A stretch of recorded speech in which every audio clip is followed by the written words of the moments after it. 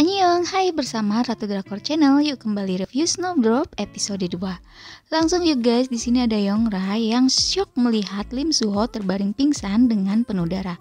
Ia mencoba membangunkannya dan tiba-tiba temannya Solhe datang dan juga ikutan syok. Sementara polisi di bawah sudah siap untuk menggeledah asrama. Yongra dengan sigap membersihkan sisa-sisa darah di kamar dan jendelanya. Lee Gong-mu menodongkan senjata, sedangkan direktur asrama menggunakan pengeras suara mengumumkan untuk para mahasiswi tinggal di kamar. Jangan buka pintu.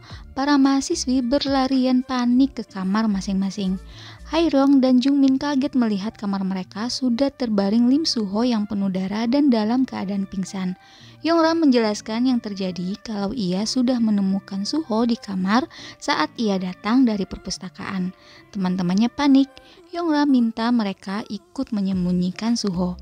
Mereka berdebat karena takut, apalagi jika sampai Suho ini adalah mata-mata Korea Utara. Tapi Jungmin ikut membela Yongra.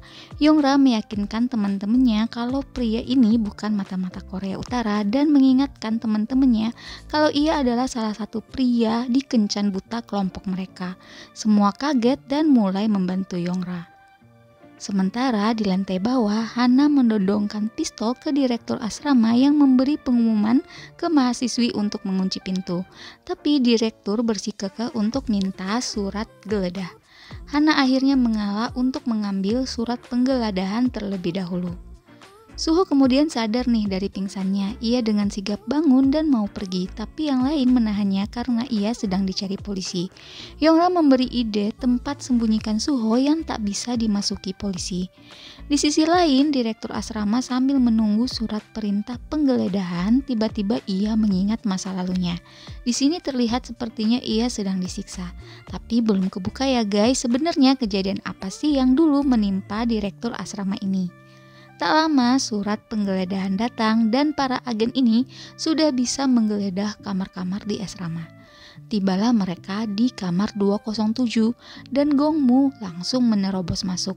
Tapi di dalamnya hanya ada Hairong. Hairong mengaku tak melihat siapapun dan saat ditanyakan polisi soal teman-temannya, ia juga bilang kalau teman-temannya ada di pemandian umum.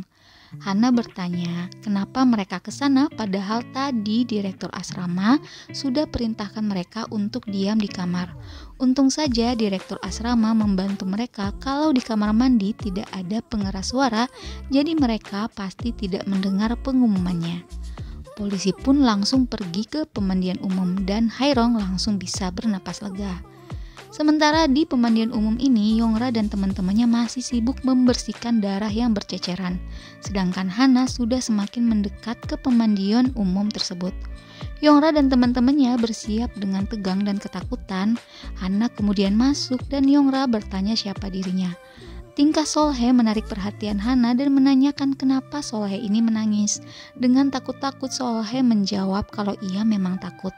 Sementara itu aliran darah Suho mengalir mendekati sepatu Hana. Jadi Suho ini bersembunyi di bawah kursi 3 cewek ini guys. Hana semakin mendekat dan Yongra langsung bangun dan bilang mereka takut karena Hana datang menggunakan pistol. Hana tampaknya setuju dan ia pun akhirnya keluar. Hana bernapas lega dan melihat ke bawah, untungnya aliran darah tersebut dihentikan oleh Yongra dengan kakinya. Teman-teman Yongra begitupun Suho juga berasa lega. Setelah kejadian tersebut, Suho minta izin menginap 1 malam saja, tapi Yongra tak membiarkannya pergi sampai Suho benar-benar sembuh.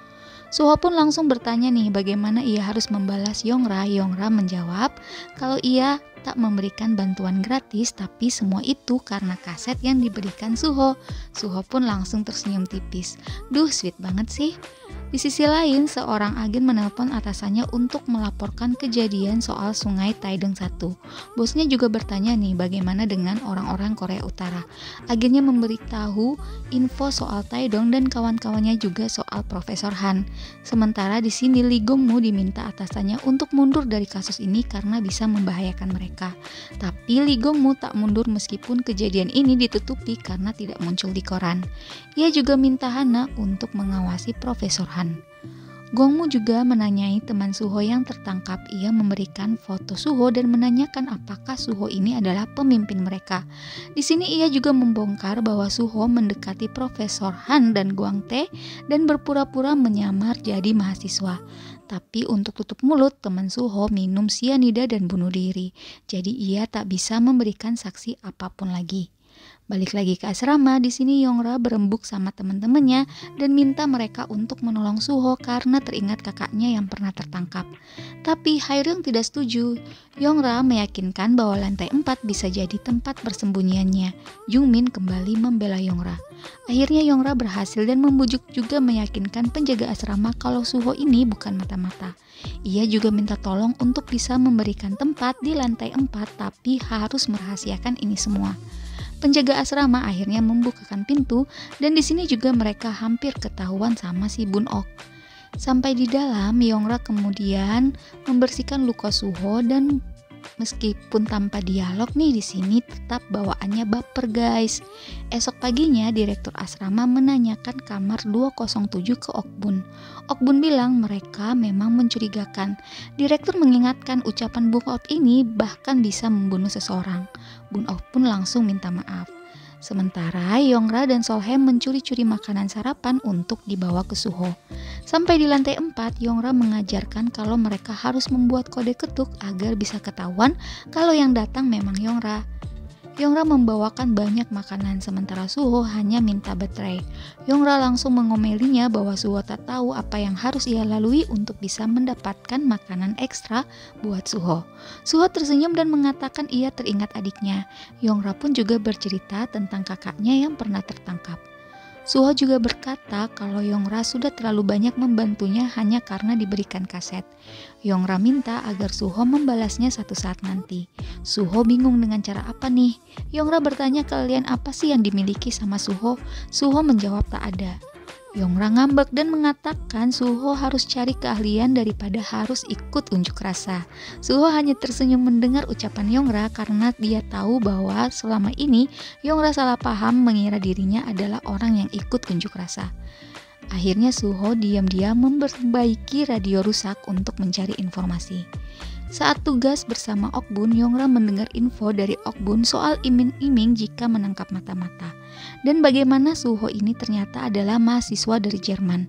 Yongra kaget mendengarnya. Yongra kemudian pergi nih menemui Suho dan mengatakan kalau Suho berpendidikan harus kontribusi lebih nih pada masyarakat daripada harus ikut unjuk rasa. Keluarganya pasti mencemaskannya. Suho bertanya apakah Yongra pikir kakaknya keren. Yongra bertanya balik. Suho dengan pede bilang banyak yang bilang loh kalau ia keren. Yongra kemudian menanyakan soal kalung Suho apakah dari seorang wanita. Suho menjawab iya. Sempat di sini Yongra terlihat cemburu dan ia langsung pamit dengan alasan mau menulis laporan. Esoknya dengan malas-malasan nih Yongra pergi mengantarkan Suho makanan. Suho memintanya masuk tapi Yongra hanya memberikan makanan dan bilang ia harus membersihkan kamarnya.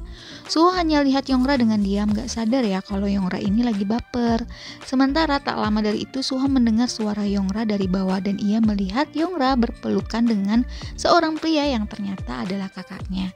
Ia kemudian juga teringat dengan adiknya yang bernama Suhui yang memberikannya kalung dan memintanya untuk harus balik ke utara.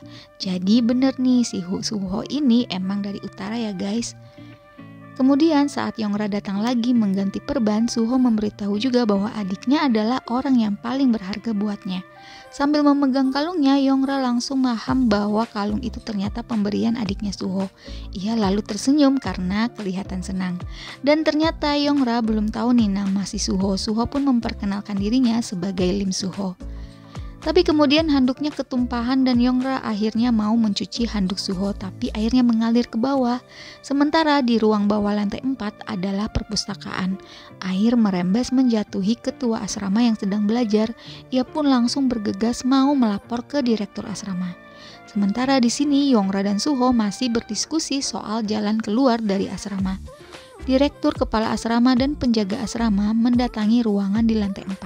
Suho mendengar sesuatu dan mengintip, sementara penjaga asrama sudah bersiap membuka ruangan tersebut. Penjaga asrama juga terlihat panik dan direktur asrama meminta untuk membuka pintunya segera. Di dalam Suho memegang tangan Yongra. Yongra tampak ketakutan dan Suho hanya menatapnya. Lantas apa nih yang akan terjadi? Ketahuan gak nih guys? Yaps, bersambung di review Snowdrop episode 3 ya, hanya di Ratu Drakor Channel. Thank you sudah menonton dan jangan lupa subscribe yuk biar gak ketinggalan. See you on next video. Thank you.